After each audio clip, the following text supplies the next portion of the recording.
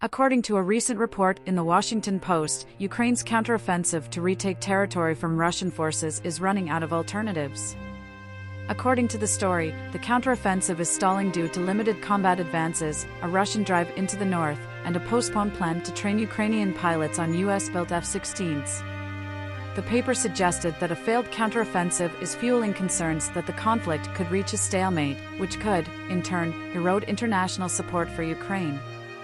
The paper cited a classified U.S. intelligence report which predicted that Ukrainian forces would fail to reach the key strategic city of Melitopol this year.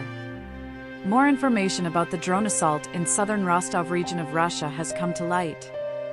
According to the service, 2 kamikaze drones were employed to strike the area. According to Vasily Golyabev, the region's governor, one drone was shot down 1 kilometer (0.6 miles) to the north of Novoshakhtinsk, and the other crashed on the property of a military unit in Kamensk. No recorded deaths or property damage were caused as a result of the incident. Electronic warfare systems successfully engaged the drones. Because the targets were so small, no air defense weaponry were employed, according to Golyabev.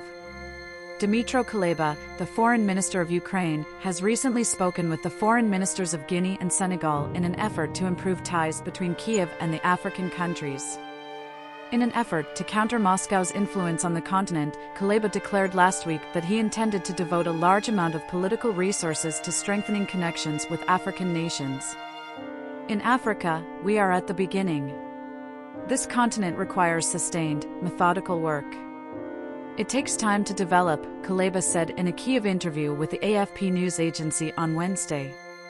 Russian authorities claim that Ukrainian drones forced the closure of 2 airports in Moscow, Vnukovo and Domodedovo, and injured 5 persons in 3 different districts. Russia's bordering districts of Kursk and Rostov reported drone strikes, and the Russian Defense Ministry claimed to have blocked a Ukrainian drone in the Moscow area, causing it to fall in an empty space. The governor of the Kursk area reported that when a drone struck a train station, 5 persons were hurt and a fire started.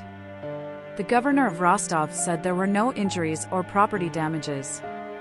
The Russian missile attack on Chernihiv, a city in northern Ukraine, that left 7 people dead, has been dubbed a heinous act by Denise Brown, the UN's humanitarian coordinator for Ukraine. She continued, "It is abhorrent to target a huge city's central square in the morning, while people are out walking and some are going to church to celebrate a holy holiday for many Ukrainians." Early on Sunday, Russian air defenses jammed a Ukrainian drone heading towards Moscow, causing it to crash, the defense ministry reported, adding that no one was hurt.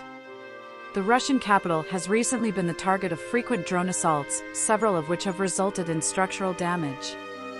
Moscow contends that these accidents were caused by Ukrainian drone debris that was either electronically jammed or brought down by the city's air defense systems. 2 days after a U.S. official announced that F-16s will be delivered to Ukraine once its pilots were qualified, Ukraine's defense minister Alexei Reznikov said on Saturday that training for Ukrainians to fly U.S. F-16 fighter jets had started but would take at least 6 months and possibly more. As soon as pilot training is complete, a U.S. official said on Thursday, Washington will sanction sending F-16s from the Netherlands and Denmark to the Ukraine to protect against Russia. Reznikov declared that he would withhold information regarding the location and timing of the training. 5 persons were hurt in an attack by a Ukrainian drone on a train station in Kursk, a city in western Russia, early on Sunday. Preliminary reports indicate that it struck the railway station building's roof, causing the roof to catch fire. He said, 5 people were slightly injured by glass fragments, adding that emergency personnel were on the site. According to Ukrainian officials, a Russian missile struck a major square in the ancient northern Ukrainian city of Chernihiv on Saturday, killing 7 people, including a 6-year-old girl, injuring 144, and putting 41 of them in hospitals.